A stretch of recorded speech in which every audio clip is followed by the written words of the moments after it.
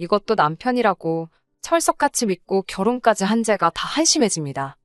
이혼 마무리 단계에 와서 이렇게 제 이야기도 한번 사연으로 전해보게 되었네요. 결혼 준비를 시작할 때부터 시어머니하고는 크고 작은 마찰들이 하나둘씩 있기는 했습니다. 하지만 결혼 준비하던 당시에는 남편이 제대로 중간 역할을 잘해줬어요. 그러니 그 모습에 당연하게도 결혼 후에도 똑같이 중간에서 교통정리를 잘해줄 사람이라 생각했어요. 하지만 그 모습은 결혼하자마자 180도 바뀌어버리고 말았네요. 차라리 처음부터 시모말에 거역을 못한다, 그렇게 딱 못을 박아두었다면 애초에 결혼이고 뭐고 생각조차 하지 않았을지도 모르겠어요. 이미 이렇게 돼버린 마당에 다 늦은 후회고 그런 거 다 알지만 지금 생각해도 너무 억울할 때가 이따금씩 있네요. 시모는 좋게 말하면 한결같은 사람이었어요. 하지만 늘 심보가 아주 고약한 사람이었기에 한결같은 그 모습이 좋은 적은 한 번도 없었습니다. 보통 시모와의 갈등이 생기게 되었을 땐 다 그 말도 안 되는 어깃장 때문에 일이 시작되었고 그로 인해 오해가 커지곤 했거든요. 아마 남편도 보편적인 기준에서 지 엄마 편을 들 수가 없었기 때문에 제 편을 들었던 게 아닐까 싶어요. 아마 그 당시에도 엄마 편을 들어주고 싶어서 몸이 근질근질했을 겁니다. 남편이라는 단어 참 찰떡같이 잘 만든 단어 같아요. 중요할 때마다 꼭 내 편이 아니라 남의 편을 드니까 그래서 남편이라는 단어가 생기게 된 게 아닌가 싶어요. 아무튼 제가 개인적인 사정으로 인해 취직이 남들보다 아주 많이 늦었습니다. 30에 처음 회사에 들어갔어요. 남편은 뒤늦게 취직한 회사에서 같이 일하는 직장 선배였고 저한테 업무적으로 이런저런 인수인계를 해주던 사람이라 자연스럽게 정이 들고 그렇게 결혼까지 이어지게 되었습니다. 취직이 늦은 이유는 별거 없어요. 어려워진 집안 형편 때문에 제가 부모님을 돕지 않을 수가 없었습니다. 친정아버지는 평범한 회사원이셨고 친정어머니는 평생을 전업주부로 살아오셨어요. 제가 외동이었기에 사실상 제가 대학에 입학하면서 친정부모님은 노후 준비를 곧바로 시작하셨는데 아버지 회사에 일이 생기게 되었습니다. 정상적인 부도가 아니었고 회사 대표가 야반도주를 하는 바람에 아버지는 퇴직금이며 그간 밀렸던 월급이며 단 한 푼도 정산받지 못하게 되었어요. 떼인 돈이야 떼인 돈이지만 집안 형편이 어려워진 건 다른 이유에서였습니다. 약간이나마 모아두신 노후 자금을 가지고 아버지가 어디서 무슨 소리를 듣고 오신 건지 창업을 하셨거든요. 그런데 하필 차렸던 가게가 아실 분들은 다들 아실 텐데 그 말도 많고 탈도 많았던 대왕 카스테라 집을 오픈하셨거든요. 평생 책상머리 앞에서 사무직을 하시던 아버지가 웬 빵집을 시작하셨는지는 모르겠지만 아버지 입장도 이해가 가긴 했어요. 정상적으로 회사를 다녔어도 곧 정년을 맞았을 텐데 어느 회사에서 곧 정년인 사람을 쓰겠냐 하셨거든요. 하지만 라면도 혼자 제대로 못 끓이시던 아버지가 갑자기 무슨 빵을 만들겠어요. 결국 어머니까지 달라붙어 두 분이서 인건비 아껴가며 가게를 꾸리셨어요. 장사 노하우도 없는 분들이라 정직함 하나만 가지고 장사를 하셨는데 그 이후에 다들 아시는 그 사건들이 터지게 되었어요. 방송에서 시작된 안 좋은 루머 때문에 그나마 있던 손님들도 뚝 끊어지게 되었거든요. 어머니께서 어떻게 가게를 살려보겠다고 고군분투하다가 건강이 악화되는 바람에 결국 당시 취직을 준비 중이었던 제가 어머니 대신 가게를 돌봐야 했고요. 가게가 망해도 이상하지 않을 상황이라 너무 힘들었습니다. 그런데 어쩌겠어요. 친정부모님 노후 자금이 홀랑 들어가 있는 가게인데 최선을 다해서 열심히 했습니다. 정직함 하나만 가지고 승부했던 가게이기에 처음엔 힘들었지만 차차 시간이 지나감에 따라 가게가 다시 살아나기 시작했어요. 나중에 가선 방송에서 시작된 루머도 서서히 사람들이 잘못된 정보라는 걸 인지하기 시작했고 오히려 경쟁 가게가 다 망해버려서 나중에 가선 타 지역에서도 입소문 듣고 손님들이 찾아올 정도로 장사가 잘 되기 시작했습니다. 나중에 가서는 재료가 모자라서 일찍 가게를 닫을 때도 있을 정도로 손님이 많아졌어요. 그때쯤 어머니도 건강을 회복하셨고 아버지의 전 직장 동료였던 분들이 투자를 해준다며 이 사무점 이야기도 막 나올 때쯤이었어요.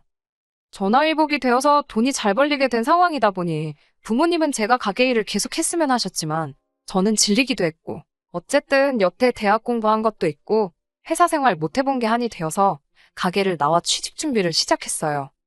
이러나 저러나 가게는 제 적성에 맞지도 않았고요. 그런데 취직도 쉬운 게 아니더라고요. 1년이라는 준비 기간 끝에 결국 저는 취직에 성공을 했습니다. 그리고 회사 생활을 시작하면서 남편을 만났고 1년 정도의 연애 끝에 결혼 준비를 시작하게 되었습니다. 하지만 제가 모아놓은 돈이 그렇게 넉넉한 편은 아니었어요. 여태껏 부모님 가게를 돕긴 했지만 제가 가게를 돕던 시기에는 워낙 어려운 때라 월급이랍시고 그냥 용돈 정도만 받고 일을 했었거든요. 그마저도 취직 준비하면서 반 가까이 써버리게 되었고요. 회사 생활 1년 하긴 했지만 연봉이 엄청 좋은 회사도 아니라서 모아놓은 돈이 딱 4천. 그게 전부였어요. 물론 저희 부모님이 가만 계실 분들은 아니었지요. 당시에 요 사무점 이야기 때문에 부모님이 돈을 좀 모아놓은 상황이었는데 가게 차릴 돈을 저에게 다 주신다 하셨어요. 제가 3년 취직도 안 하고 가게에 묶여있던 시간에 비하면 그 돈은 돈도 아니라고 그냥 주신다고 했는데 제가 한사코 거절했습니다. 물론 결혼 준비를 하던 시기라 이 사실을 남편에게 말을 해줘야 하나 말아야 하나 고민이 되긴 했습니다. 제가 집안 사정 때문에 취직이 늦은 걸 알고 있던 남편이 당시 제 주머니 사정에 대해서 지레짐작을 했었나 봅니다.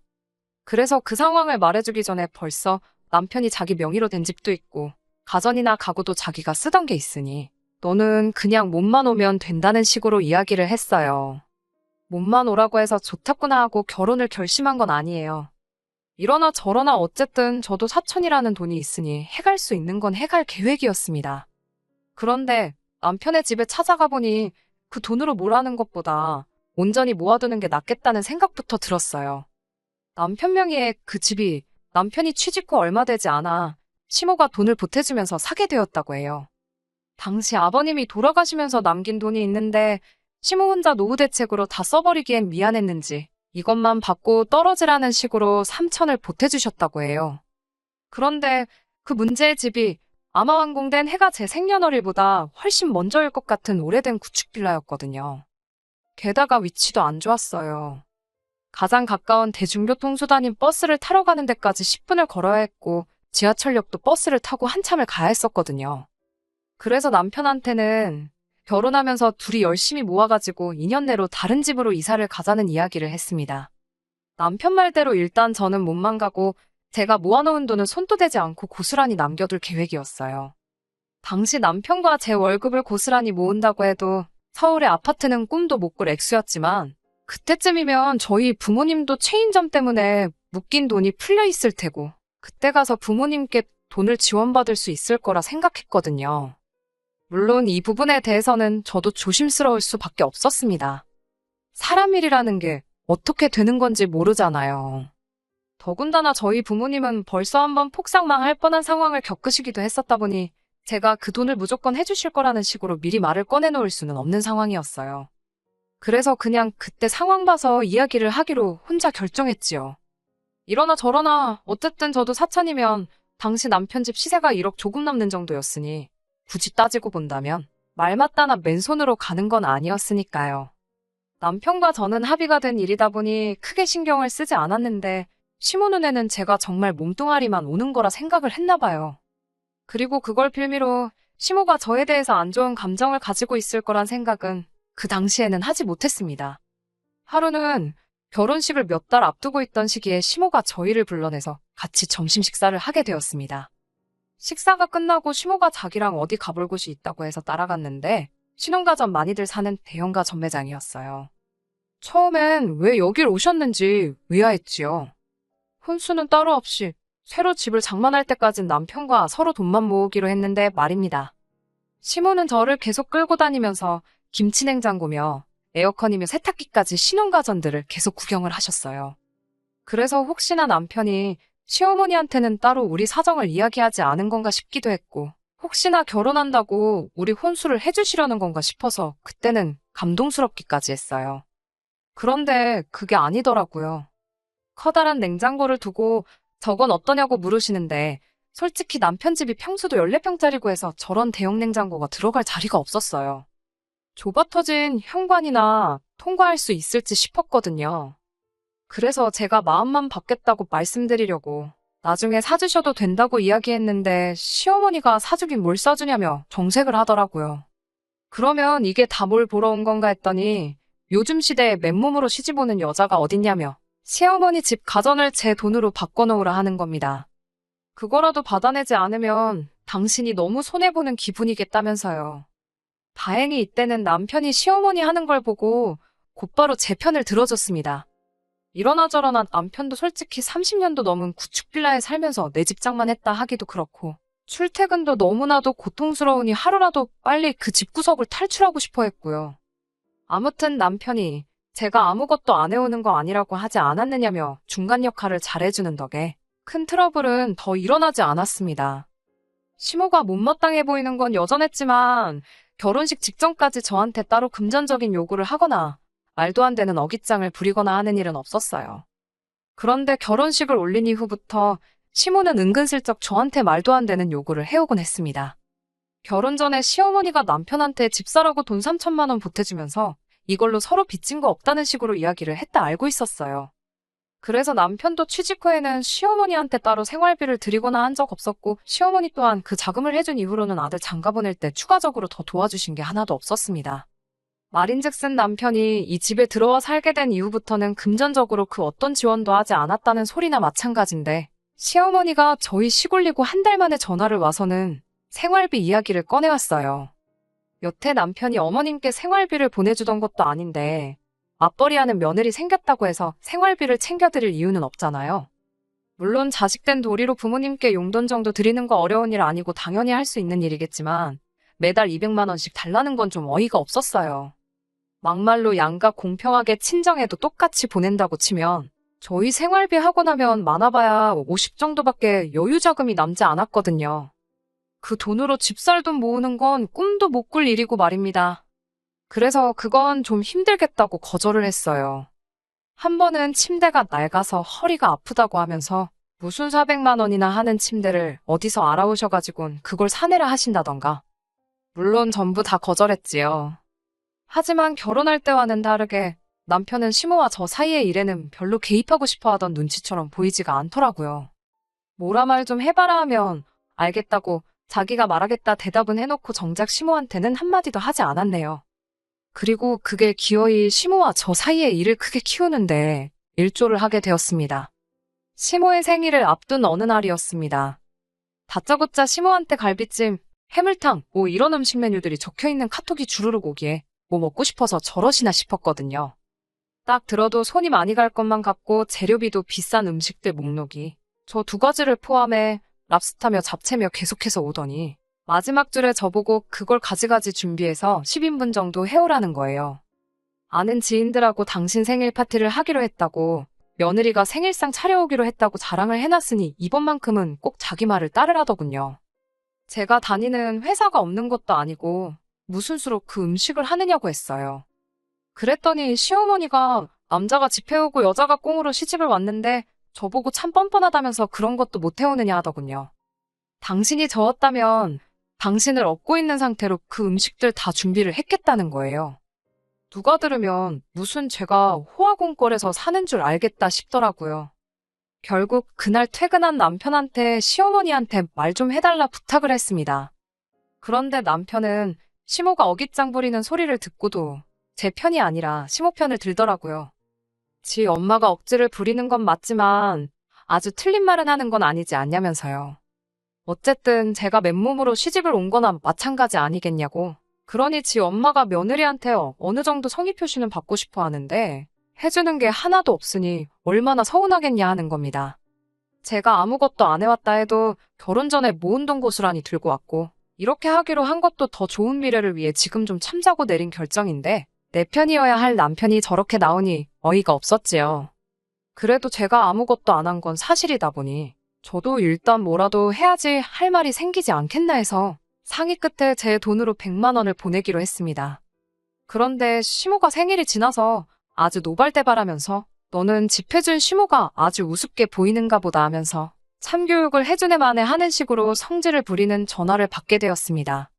제가 말할 틈도 안 주고 자기 할 말만 따따따 써야 되는데 아주 미쳐버리는 줄 알았네요. 결국 제가 남편 통해서 용돈을 보내드리지 않았냐고 한마디 했습니다. 시모는 그걸 가지고 며느리가 시어머니 생일에 용돈 주는 건 당연한 거 아니냐면서 뭘 돈 가지고 생색을 내냐며 입에 거품을 물더군요. 제가 시간이 모자랄까봐 일부러 생일 당일이 아니고 주말로 시간을 잡아주기까지 했다며 되려 저한테 유세를 부리더라고요. 시간이 있어도 해갈 생각은 전혀 없었지만 상식적으로 그 많은 음식들을 하루 만에 어떻게 준비하느냐고 따지니 저보고 정성이 다 없어서 그런 거라네요. 자기가 집까지 해준 시어머니의 며느리라고 하나 드린 거 시댁 혼수도 안 바꿔준 걸 눈 감아줬는데 아주 하나 눈 감아주니 제가 기어오르려 든다고 소리를 치는 거예요. 결국 남편이 개입해서 상황을 대충 정리시키고 전화를 끊었습니다. 저는 아직 화가 가라앉지 않은 상황이어서 남편한테 어머님은 대체 나한테 뭐가 불만이냐 저러시냐면서 화를 냈지요. 남편 입장에서는 자기가 싸움도 말려줬는데 불똥이 왜 자기한테 튀는 거라 생각했는지 오히려 이번엔 저한테 역정을 내더라고요. 저보고 왜 이렇게 시어머니랑 잘 못 지내냐고 하는 거예요. 무리한 요구를 하긴 했지만 그걸 다 들어주지 못해도 두세 가지라도 해가지고 가면 시어머니가 저 정도까지 화를 내지 않으셨을 거라는 거죠. 이를 크게 키운 건 엄마가 아니라 네 잘못이라며 결국엔 지 엄마 편을 들어주더군요. 앞서 말한 것처럼 이런 자식을 남편이라고 옆에 끼고 사는 게 맞나 하는 생각이 들었습니다. 그동안은 제가 어찌어찌 제 선에서 참고 넘어갔고 이번에 처음으로 싸움으로 번진 건데 짧은 결혼 생활이나마 무슨 일이던 간에 무조건 제 편에 서준다던 남편은 고민도 없이 시어머니의 손을 들어주었네요. 그 뒤로는 남편하고 따로 말도 안 하고 지냈습니다. 회사에서도 같이 일을 해야 했기 때문에 고역이었지만 그래도 공과 사는 확실히 구분하기 위해서 회사 일에는 지장 없게 행동했어요. 남편은 이러나 저러나 제 직장 상사의 위치에 있었기 때문에 그 지위를 가지고 저한테 이죽거리면서 사소한 시비를 걸어왔습니다. 회사에선 더럽지만 참았고 집에 와서는 없는 사람인 척 무시하면서 지냈지요. 남편이 먼저 사과해오기 전까진 제가 구태여 먼저 화해의 손길을 내밀 이유도 없다 생각했고요. 그리고 그렇게 냉전 상태로 지낸 지 단 2주밖에 지나지 않은 상황이었습니다. 남편이 일부러 출장 스케줄을 꼬아서 제가 금요일부터 토요일 오후까지 타 지역에 외근을 나가도록 조작을 해놨더라고요. 업무상으로는 중요한 일이었기 때문에 분소리 없이 다녀왔는데 다녀오고 집에 오니 남편이 아주 깜짝 선물을 준비해 놓았습니다.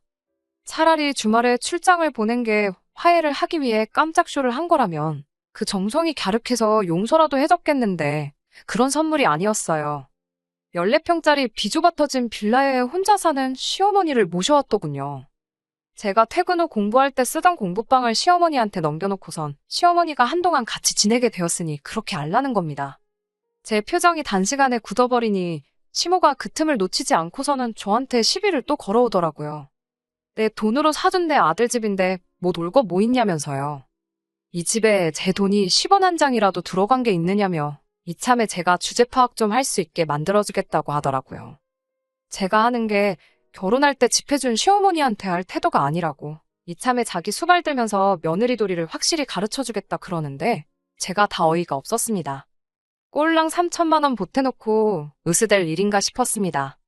솔직히 속으로 내 돈 찾아와서 시모 얼굴에 3천만 원 가져다 뿌리면서 그 돈 고스란히 돌려줄 테니 이 집에서 나가라고 할까 생각도 싶었는데 제가 피땀 흘려 번 돈인데 그걸 그렇게 시모한테 돌려주고 싶은 생각은 추호도 없었어요. 저한테 말도 없이 시어머니 데리고 온 남편도 결국 한통속 아니겠나요? 시어머니가 얼마나 남편을 가스라이팅을 해댄 건지 옆에서 시모를 거들면서 엄마가 틀린 말 하는 거 없지 않냐고 하면서 그냥 이쯤에서 잘못한 거 인정하고 사과하면 어머니는 집으로 돌려보내겠다고 제안을 해오는 겁니다. 남편도 시모와 같은 생각을 하고 있는 거지요. 집이라고 솔직히 요즘 부동산 경기에 팔리겠나 싶은 집을 가지고선 저렇게 생색을 내니 뼈 빠지게 벌어서 남편과 둘이 더 좋은 집으로 이사갈 계획을 세웠던 제가 다 바보 같더군요. 그래서 니네 엄마는 네가 실컷 모시라 말하고 저는 짐 싸들고 친정으로 나왔습니다. 남편은 저보고 크게 실수하는 거라고 하면서 이걸 가지고 이혼을 할 거냐며 울음장을 놓더라고요. 이혼해달라 하면 해주겠다고 큰 소리를 치면서 저보고 회사는 이제 다 다닌 거나 마찬가지라고 협박까지 하는데 그때 아차 싶긴 했어요. 큰 회사는 아니지만 제가 뒤늦게 힘들게 들어간 회사였기도 하고 짐 싸들고 집에 가는 내내 몇 번이나 발걸음을 돌릴 뻔했지만 꾹 참고 친정으로 갔습니다. 친정 부모님은 저를 보고 화들짝 놀라서 무슨 일이냐 물어보셨어요. 자초지종을 말하니 친정 부모님이 당신들 생각이 있으시다며 당장 남편을 집으로 부르라 하시더군요. 남편은 제 연락을 받고는 얼마 지나지 않아 친정집으로 찾아왔어요. 어깨에 힘이 잔뜩 들어간 게 아무래도 친정부모님이 이번 일을 두고 중재를 서주시려고 하니 여전히 자기는 아무 잘못 없는 걸로 생각하는 것 같더군요. 친정부모님은 남편을 앞에다 두고 결혼할 때 몸만 오라더니 진짜 몸만 갔던 게 그렇게 불만이었냐고 대번에 물으시더라고요. 남편은 미꾸라지같이 요리조리 대답을 잘 피해가더라고요. 다억지나 마찬가지인 궤변에 불과했지만 여전히 결혼할 때 제가 몸만 온 건 사실이니 그걸 가지고 물고 늘어졌어요. 친정부모님이 남편한테 그러면 사돈어른이 삼천을 보태주셨다고 들었는데 그건 사실이냐고 물으셨어요. 눈치가 빠른 남편은 그 질문의 의도를 깨닫고는 그때 삼천이 지금 삼천이랑 다르지 않겠냐고. 집값 오른 것까지 감안했을 때 따지고 보면 한 8천 정도는 해주신 거나 마찬가지 아니겠냐 하는 겁니다. 남편이 5천, 시모가 3천에서 8천을 주고 샀고 현재 시세가 1억 2천인데 계산 방식이 어떻게 해야 저렇게 되는 건진 모르겠지만 아주 자신감 있게 대답을 하더라고요. 제가 그게 무슨 계산이냐고 한마디 거들려고 하니 친정부모님이 저를 막아서면서 딱 한마디 하시더라고요. 그럼 당장 그 집 팔아서 냉큼 사돈께 8천을 돌려주고 오라시더군요. 그러면 친정집을 저한테 증여를 해주겠다 하시는 겁니다. 당신들은 그냥 가게 근처에 적당한 월세 구해서 살면 된다고요. 대신에 시모 앞으로 8천이 돌아가면 그 집을 살 당시에 5천을 투자했던 남편 몫은 못해도 1억은 되지 않겠냐 하시면서 절반을 들여서 이 집 혼수로 가득 채워오고 나머지 절반은 가게의 설비를 바꾸고 싶으니 집 해주는 초가 혼수해준다 생각하고 남은 돈을 다 해오라시더라고요. 남편은 대번에 얼굴이 굳더군요. 그도 그럴 게 어디서 많이 들은 상황 아니겠어요? 시모가 저한테 몸만 오는 게 말이나 되냐면서 제가 모은 돈으로 혼수를 요구했던 걸 똑같이 말씀하셨던 거예요. 친정집이 못해도 6억 정도 나가는데 집값 차이만 계산해봐도 남편한테 1억치 혼수를 요구하는 게 친정부모님 입장에서 못할 소리는 아니셨던 거죠. 남편은 시모 챙겨준다고 시모 몫을 8천으로 부풀려 불렀던 탓에 그 돈을 돌려드리면 당장 자기가 어떻게 1억을 해올 수 있는 상황이 아니란 걸 알았는지 대번에 그건 좀 안 되겠다고 하더라고요. 그러면서 저를 걸고 넘어지는데 결국 저도 혼수 아무것도 안 해오고 몸만 오지 않았냐면서 자기도 똑같이 몸만 오겠다고 하는 겁니다. 친정부모님은 그것까지 예상하셨다는 듯이 그러면 그렇게 하라고 대답하시면서 대신 방 한 칸은 비워두라고 하시대요. 사위가 집 해주는 장인장모 모신다고 할 줄은 몰랐다고 너스레를 떠시면서 집을 증여해줬는데 몸만 올 거면 당연히 사위가 당신들 모시고 사는 게 맞지 않겠냐며 너털웃음을 지으시는데 자신만만하던 남편이 당황해서 말 한마디도 못하는 꼬락서니를 보니까 제 속이 다 시원하더군요. 그때 깨달았어요. 친정부모님이 이 결혼을 유지시켜주기 위해 중재를 서주시려던 게 아니라 몸만 오라고 먼저 말해놓고는 결혼하자마자 말 바꿔서 시모가 저 막대하는 게 당연하다는 식으로 나오는 남편을 한 방 먹여주려 하셨다는 걸 말이지요. 그래서 집 같은 거 해주실 필요 없다고 친정부모님 앞에 나 저 자식하고 이혼할 거라고 선언을 했습니다. 남편은 화들짝 놀라더라고요. 사실 자기도 그 썩어빠진 집 같지도 않은 집에서 빨리 탈출하고 싶었고 이번 기회에 그 집구석에서 탈출하나 싶었는데 제가 이혼하자고 나오니까 말이죠. 남편이 다른 말로는 저를 못 잡을 것 같으니 저한테 회사는 어쩌고 이혼하자는 말이 나오냐 하더라고요. 그래서 제가 콧방구 크게 한번 끼워주고는 그깟 회사 안 나가도 그만이라고 말했습니다. 한 달 월급 300 벌자고 내가 평생을 너랑 너네 엄마한테 무시당하면서 살게 생겼냐고 소리쳤어요. 결국 남편하고는 그렇게 이혼 수속을 밟기 시작했습니다. 웃긴 건 제가 회사에 사표를 내러 갔을 때예요. 회사 대표님이 연애 시작했을 때부터 헤어지면 둘 중 하나 그만둘까봐 걱정스러웠는데 일이 이렇게 될 줄은 상상도 못했다면서 유감을 표하더군요. 그런데 저한테 제안하길 오히려 남편을 해고할 테니 저보고 계속 회사를 다녀주면 어떻겠냐는 겁니다. 남편이 근무 태도도 성실한 편이 아니고 2년 조금 안 되는 기간 동안 저를 지켜봐온 결과 회사에 고인물보다는 신선한 동력이 필요한 것 같은데 작은 일에도 열정적인 저를 놓치는 것보다는 발전할 생각이 없어 보이는 남편을 자르는 게 회사로서는 더 이득이 아니겠냐 하면서 말이지요. 그렇게 남편은 회사에서도 잘리게 되었어요. 사실 저는 부모님 가게에서 다시 일을 시작할 예정이었는데 회사 생활은 제가 아쉬움이 남기도 했고 무엇보다 제가 남으면 남편이 잘리게 되는 건데 그 제안을 받아들이지 않을 이유가 없겠더라고요. 그렇게 실직자가 돼버린 남편은 그 잘난 집을 팔아서 시모 밑으로 들어가게 되었다고 합니다. 시세도 1억 2천이라 집값으로 재미도 못 봤는데 그나마도 요즘 경기에 팔리지가 않아서 금매로 시세보다 헐값에 정리했다는 말을 들었을 때는 속이 다 후련하더군요. 옛말 틀린 거 하나 없는 것 같아요. 고생 끝에 낙이 오는 건 저도 저희 부모님도 직접 경험한 일이고 뿌린 만큼 거둔다는 말도 지금 남편과 시모를 두고 딱 어울리는 말이 아닐까 싶습니다. 평생에 있을 한 번의 기회나 마찬가지였던 복덩이인 저를 놓쳐버린 두 사람. 이번 일로 제대로 한번 배우고 평생을 후회 속에 살아간다면 제게 붙은 이혼 옆구리표가 하나도 아쉬움이 없을 것 같네요. 끝까지 들어주셔서 감사합니다. 오늘의 사연은 여기까지입니다. 구독과 좋아요, 알람 설정 부탁드리고 더 좋은 사연으로 다시 찾아뵙겠습니다. 감사합니다.